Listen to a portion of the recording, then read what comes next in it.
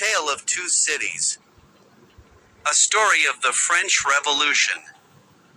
By Charles Dickens. Chapter 1. The Period. It was the best of times, it was the worst of times, it was the age of wisdom.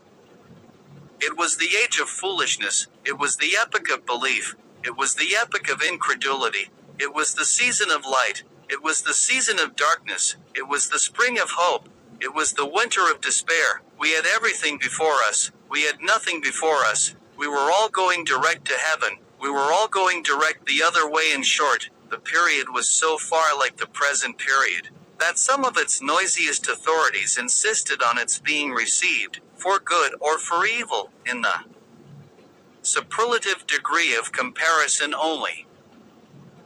There were a king with a large jaw and a queen with a plain face, on the throne of England. There were a king with a large jaw and a queen with a fair face, on the throne of France.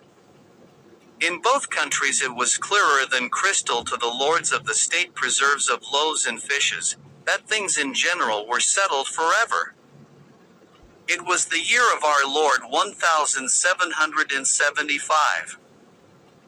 Spiritual revelations were conceded to England at that favored period, as at this. Mrs. Southcott had recently attained her 25th blessed birthday, of whom a prophetic private in the Life Guards had heralded the sublime appearance by announcing that arrangements were made for the swallowing up of London and Westminster. Even the Cock Lane ghost had been laid only a round dozen of years, after rapping out its messages, as the spirits of this very year last past, supernaturally deficient in originality, rapped out theirs. Mere messages in the earthly order of events had lately come to the English crown and people, from a congress of British subjects in America, which, strange to relate, have proved more important to the human race than any communications yet received through any of the chickens of the Cock Lane brood.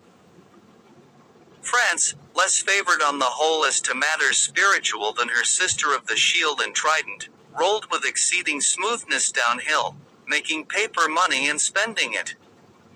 Under the guidance of her Christian pastors, she entertained herself, besides, with such humane achievements as sentencing a youth to have his hands cut off, his tongue torn out with pincers, and his body burned alive, because he had not kneeled down in the rain to do honor to a dirty procession of monks which passed within his view, at a distance of some 50 or 60 yards. It is likely enough that, rooted in the woods of France and Norway, there were growing trees, when that sufferer was put to death, already marked by the woodman, fate, to come down and be sawn into boards, to make a certain movable framework with a sack and a knife in it, terrible in history. It is likely enough that in the rough outhouses of some tillers of the heavy lands adjacent to Paris, there were sheltered from the weather that very day, rude carts, bespattered with rustic mire, snuffed about by pigs, and de-roosted in by poultry, which the farmer, Death, had already set apart to be his tumbrils of the Revolution. But that woodman and that farmer, though they work unceasingly, work silently, and no one heard them as they went about with muffled tread, the rather, forasmuch as to entertain any suspicion that they were awake, was to be atheistical and traitorous. In England, there was scarcely an amount of order and protection to justify much national boasting.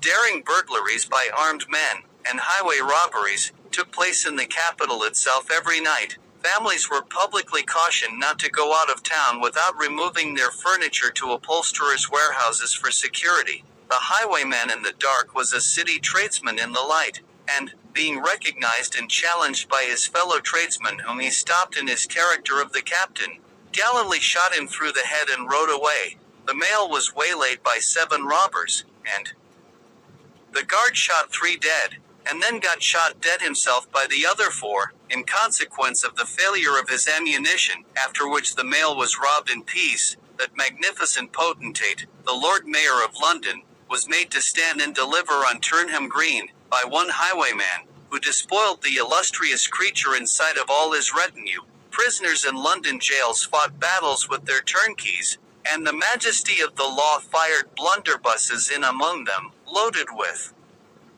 rounds of shot and ball, Thieves snipped off diamond crosses from the necks of noble lords at court drawing rooms. Musketeers went into St. Giles's to search for contraband goods, and the mob fired on the musketeers, and the musketeers fired on the mob, and nobody thought any of these occurrences much out of the common way.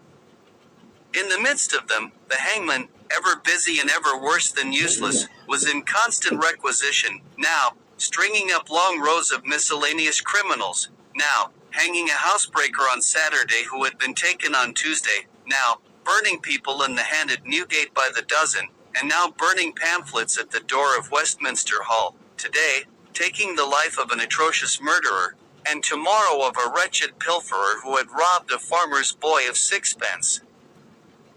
All these things, and 1,000 like them, came to pass in and close upon the dear old year 1775. Environed by them, while the woodman and the farmer worked unheeded, those two of the large jaws, and those other two of the plain and the fair faces, trod with stir enough, and carried their divine rights with a high hand.